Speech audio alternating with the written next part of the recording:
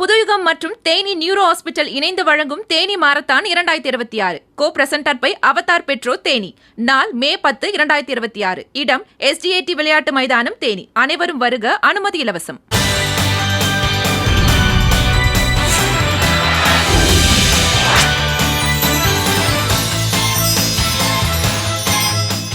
அனைவருக்கும் வணக்கம்.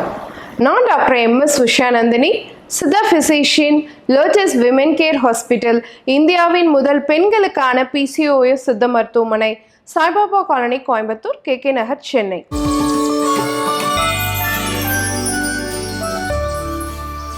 இனியவை என்ற நிகழ்ச்சியில தொடர்ந்து நம்ம பெண்கள் சார்ந்த பல ஆரோக்கிய குறிப்புகளை பார்த்துட்டு வரங்க.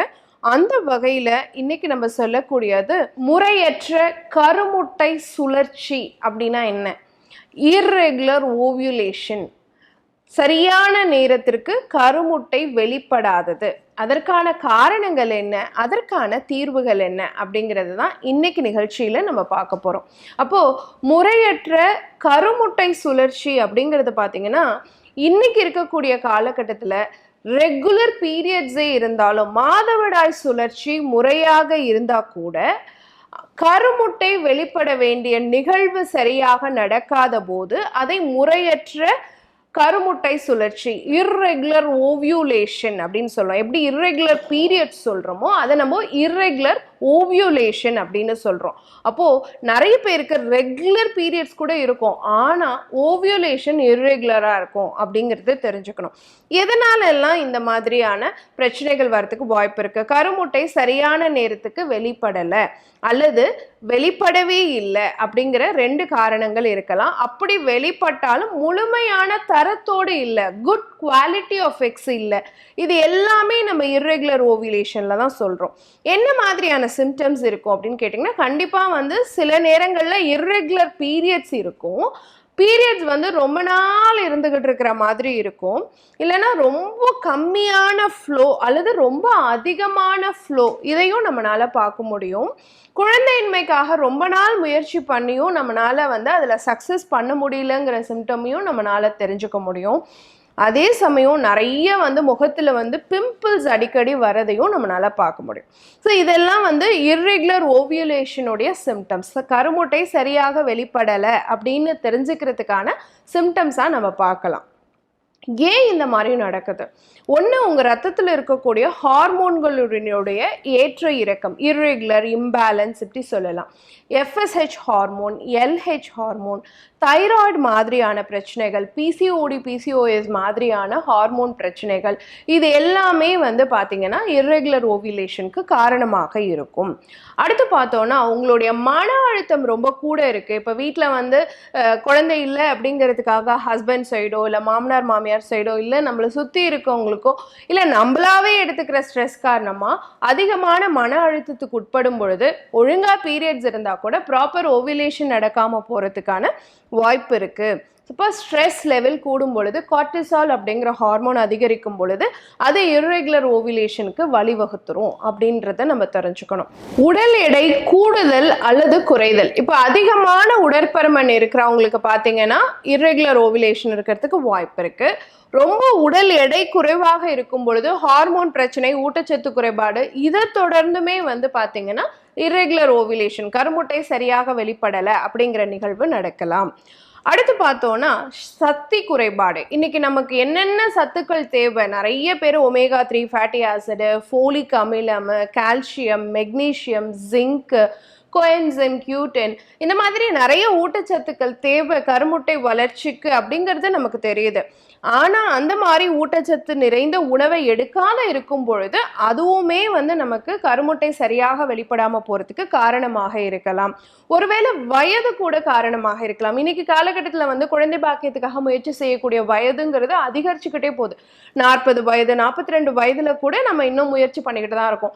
அந்த நிலைகளில் அது சரியான நேரத்துக்கு வெளிப்படாமல் போகிறதுக்கு வாய்ப்பு இருக்குது. பிட்யூட்டரி சார்ந்த பிரச்சனைகள், பிட்யூட்டரி சுரபில் ஏதாவது கோளாறு அல்லது அதில் ஏதாவது கட்டிகள், இந்த மாதிரி இருக்கும் பொழுதும் நமக்கு சரியான நேரத்துக்கு கருமுட்டை வெளிப்படாது.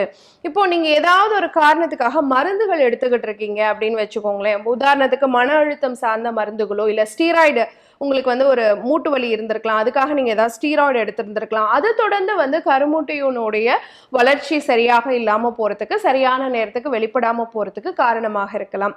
சர்க்கரை நோய் இருக்கிறது கூட ஒரு காரணமாக இருக்கலாம். அதுவுமே வந்து இர்ரெகுலர் ஓவிலேஷனுக்கு காரணமான ஒரு பிரச்சனை தான். இன்னைக்கு நம்மளை சுற்றி இருக்கக்கூடிய என்விரான்மெண்டல் டாக்ஸின்ஸ், பிளாஸ்டிக்ஸாக இருக்கலாம், ப்ரிசர்வேட்டிவ்ஸாக இருக்கலாம், நம்ம ஃபுட்டில் ஆட் பண்ணுற கலரிங் ஏஜென்ட்ஸாக இருக்கலாம், இது எல்லாமே இன்னைக்கு வந்து கருமுட்டை சரியாக வளர விடாமல் தடுக்கக்கூடியதும் வெளிப்படாமல் தடுக்கக்கூடிய ஒரு ஆயுதங்களாக இன்னைக்கு நம்மளை சுற்றி மாறிக்கிட்டு இருக்கு அப்படிங்கிறதையும் நம்ம தெரிஞ்சுக்கணும். ஸோ இத்தனை காரணங்கள் இருக்கு ஏன் உங்களுடைய கருமுட்டை சரியான நேரத்திற்கு வெளிப்பட மாட்டேங்குது. இர்ரெகுலர் ஓவியுலேஷனுக்கு இவ்வளவு காரணங்கள் இருக்கு.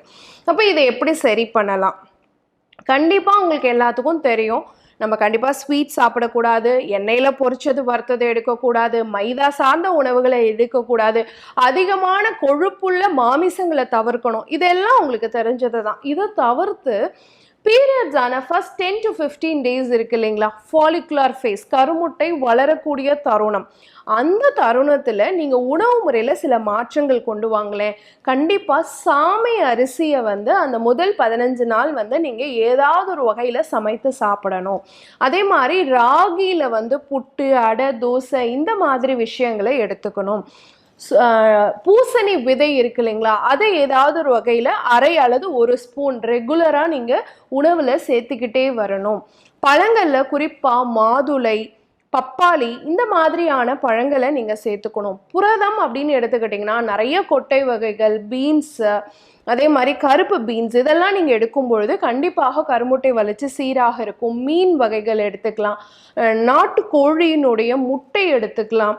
இது எல்லாமே உங்களுடைய கருமுட்டை வளர்ச்சியை சீர் செய்யக்கூடியதாக இருக்கும். அப்போ சரியான அளவில் ஒரு